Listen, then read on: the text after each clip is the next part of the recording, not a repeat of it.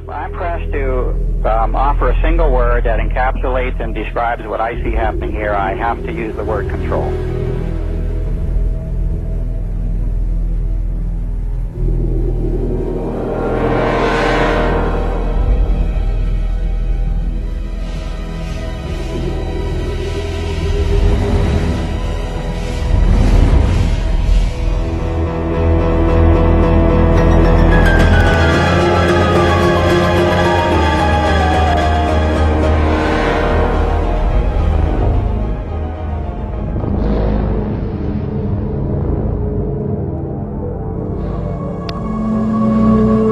February 1956. In the heart of New York, Operation Big City was underway.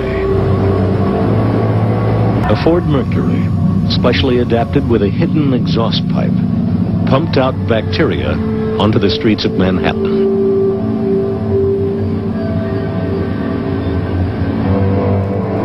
Undercover agents entered the city's subway system, their cases equipped with tiny motors, which covertly dispersed the bacteria Bacillus globuli.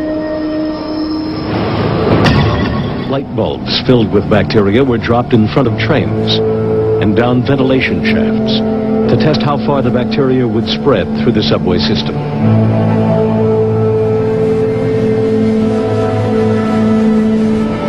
For years, these public experiments were kept secret from the citizens of New York. 30 similar trials were conducted at public locations all across America. One of the earliest experiments had fatal consequences.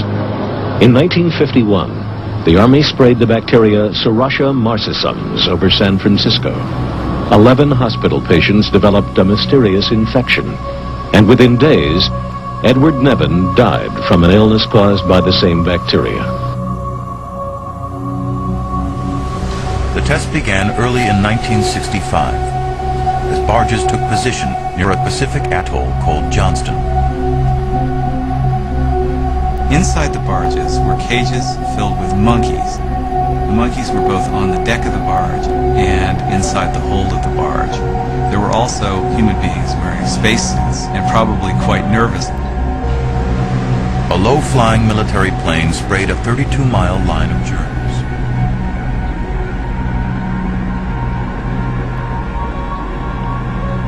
Germs that cause a lethal disease, tularemia, or rabbit fever.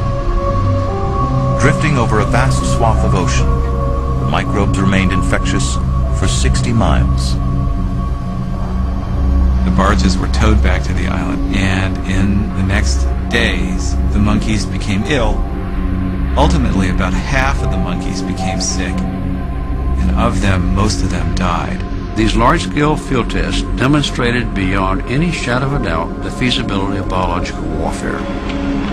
And that is why we know that one particular agent, when properly stabilized and properly disseminated, is a terrific, very effective weapon system. In theory, a single jet could knock out a city.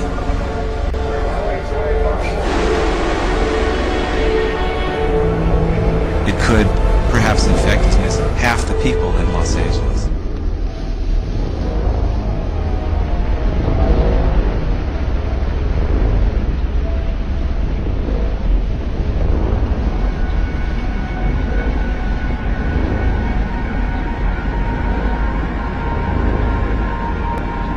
And I want you to start off by imagining something. I want you to picture yourself living in a peaceful town where life is pretty easy. You have beaches, you have parks, a river, and children have plenty of space to run free. But what the people in this idealistic town don't realise is that the military is literally showering them in chemicals.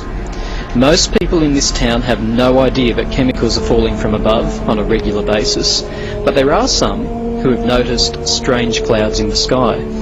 Clouds that look like normal contrails from commercial aircraft, but the only difference is that these trails don't disappear quickly. Instead, they linger for up to an hour as the chemicals slowly fall upon the town below. And yes, the idea of the government dumping chemicals on us from high above is fairly easy to dismiss as nonsense. I mean, why on earth would they do such a thing? But it doesn't take much reading before the evidence starts to stack up.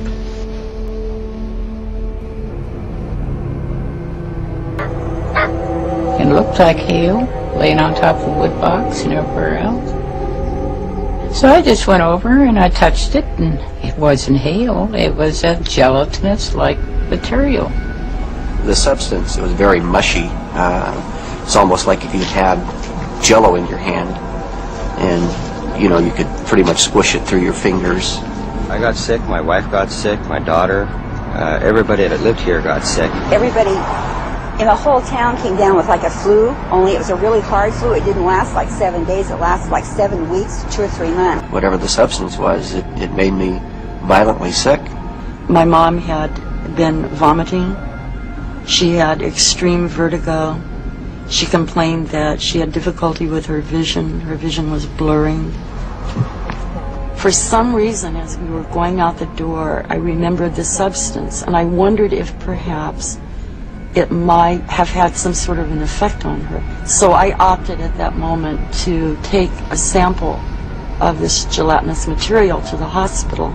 I saw what I think was a eukaryotic cell. It's basically a cell that has a definable nucleus and is found present in most animals. We had a significant amount of military aircraft flying over the home prior to this happening. Every day almost, slow-flying bombers, helicopters, all black in color. And we kind of thought maybe it might have come from them. They let off things in the air all the time here.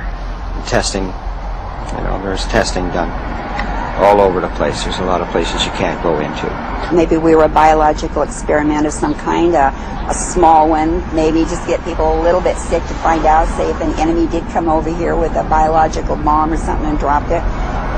Maybe just a test run to see what would happen. So what I look up there and I think are contrails, you're telling me are chemtrails. Yes, that a contrail would be dissipated by now. It would? Yes, it would. Longtime Cedar Glen resident Gretchen Sherman says she has never seen anything like it. How big was it? Oh, it covered the entire Cedar Glen area. A cloud of dust, leaving a sticky yellow slime all over her car. It happened again last February, and calls began pouring into the local Alpenhorn newspaper. And they had a tremendous upsurge of children that were not going to school at that time. Pharmacist Ed Burrows says it is the most mysterious illness he's seen in 22 years on the mountain. A lot of eye infection problems, upper respiratory problems, nosebleeds. The nearby March Air Force Base say it didn't come from them. Others said it was a pollen cloud. The Department of Health found a yellowish tint on a tissue submitted for testing. But, quote, there was no sign of any biological form, such as cedar pollen, and the test was ruled inconclusive. This is inevitably military or something going on. The government, the Air Force, they send out what's known as chaff, and it's a way to experiment with the radar systems. And when you see this kind of a pattern like this, you can rest assured there's something going on. They're actually a little bitty magnetic and little bitty strips of, whether it's aluminum, they change it, but what happens is the radar deflects off of all these little pieces, and they use it actually as a jamming mechanism for radar in warfare, but it can also jam our radar and make rain appear that there really is no rain out there. Well, is the situation really that serious there in Ukraine?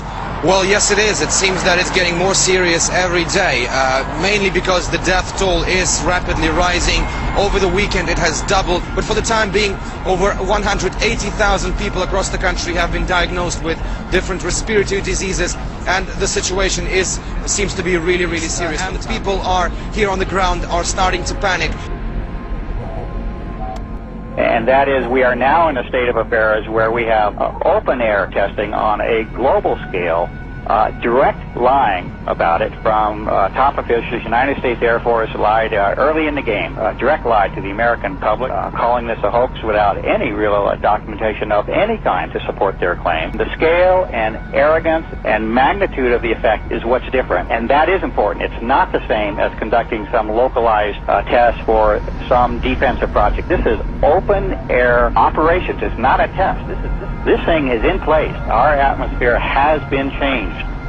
They seem to do all their spraying at night, because when I get up about daybreak, I see them all in the air. I mean, like Central Station in the skies, you see strings everywhere. Since 99, but also the spider web residual after spraying, and the trail red and cover the whole sky. The biological component to it, and there's a weather modification. Where the Russians used such during World War II to keep the germs spread and then cover the whole sky. So they're definitely doing it. Substances on Saturday were showered upon their homes and cars, and it's an oily residue that you're always spraying where there was currently cloud cover.